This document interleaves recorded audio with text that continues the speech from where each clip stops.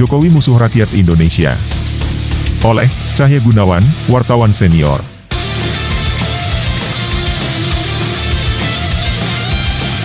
Maaf, saya harus menggunakan kalimat dengan judul di atas. Saya telah kehabisan pilihan kalimat halus untuk mengkritik kebijakan dan sejumlah pernyataan kontroversial Presiden Joko Widodo. Jika mengamati suasana kebatinan masyarakat Indonesia saat ini, saya yakin rakyat sudah tidak menghendaki lagi Jokowi sebagai presiden.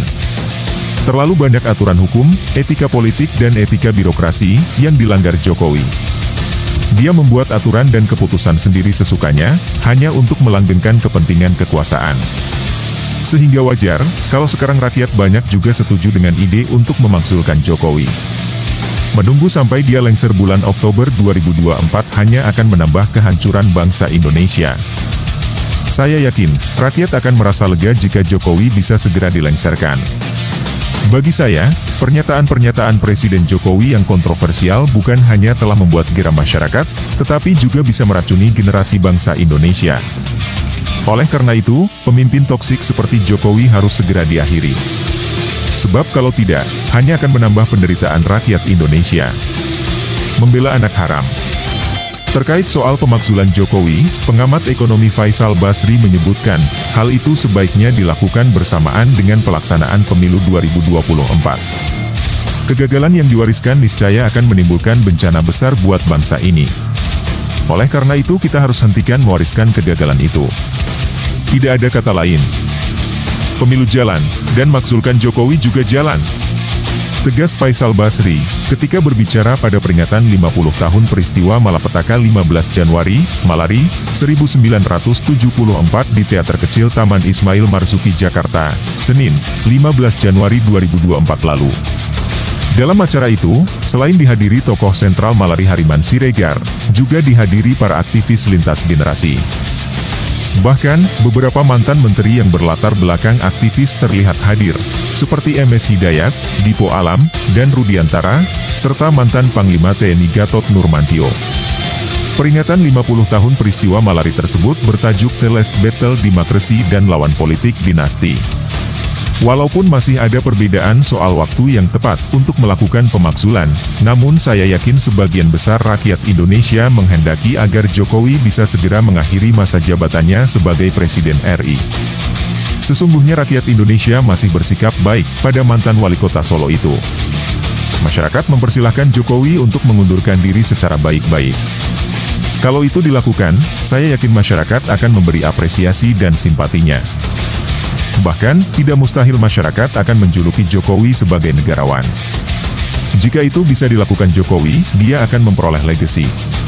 Ketika masyarakat sudah tidak percaya lagi pada presiden, sementara problem bangsa makin bertambah kompleks, sudah sepatutnya seorang pemimpin yang memiliki jiwa kenegarawanan mengundurkan diri. Sikap seperti itulah yang ditunjukkan Presiden Soeharto pada Mei 1998. Jika beliau ingin mempertahankan kekuasaannya, sangat bisa karena infrastruktur politik seperti jalur ABRI, birokrasi, dan Golkar, ABG, waktu itu masih di bawah kendali Pak Harto. Tapi, karena beliau lebih mengutamakan kepentingan persatuan dan kesatuan rakyat Indonesia, Pak Harto rela memilih mengundurkan diri dan melepaskan jabatannya sebagai presiden yang telah dia genggam selama 32 tahun. Sekarang kalau Jokowi tetap bersikukuh mempertahankan kedudukannya sebagai presiden, dia harus siap-siap berhadapan dengan kekuatan rakyat. Keinginan rakyat supaya Jokowi mundur sekarang, terutama lebih dimaksudkan agar pemilu 2024 tidak curang, dan aparatur sipil negara, ASN, TNI dan Polri, benar-benar bisa bersikap netral. Perlunya Jokowi mundur sebagai presiden, supaya tidak terjadi konflik kepentingan. Kita semua mengetahui, anaknya Jokowi yaitu Gibran Rakabuming Raka, sekarang maju sebagai cawapres. Masyarakat juga sudah paham bahwa Gibran termasuk anak haram konstitusi.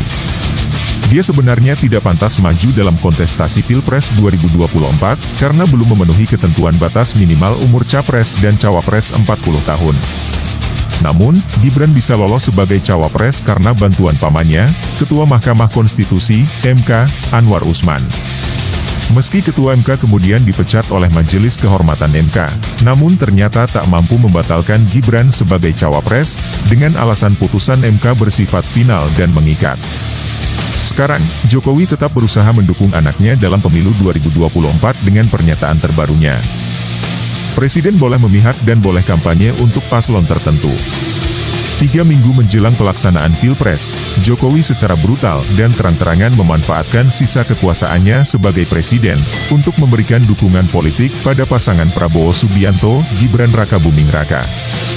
Dalam hari-hari menjelang pelaksanaan Pilpres 14 Februari 2024 ini, Jokowi dipastikan akan terang-terangan berkampanye untuk Prabowo, Gibran. Mengamati realitas politik ini, Jokowi nampak seperti orang yang panik, resah dan gelisah, campur kalang kabut. Sangat terlihat jelas kalau Jokowi seperti kehilangan akal sehatnya. Betapa tidak. Sebelumnya dia menyatakan bahwa presiden harus bersikap netral dan tidak boleh cawe-cawe. Kini pernyataan tersebut seolah ditelan angin begitu saja. Dia mengingkari sendiri pernyataan sebelumnya. Sehingga tidak heran kalau publik menilai Jokowi orang yang suka mencela-mencela. Tidak bisa dipegang omongannya. Isu kedelai, sore tempe. Bahkan, sebagian masyarakat menyebut Jokowi sebagai raja bohong. Sikap Jokowi terhadap pelaksanaan pemilu 2024 jelas menyalahi etika politik. Jokowi telah menafsirkan dengan salah dan dangkal atas mandat Undang-Undang Pemilu. Dalam pasal 282 Undang-Undang Pemilu, sudah dengan tegas melarang pejabat negara untuk membuat keputusan yang menguntungkan atau merugikan salah satu peserta pemilu.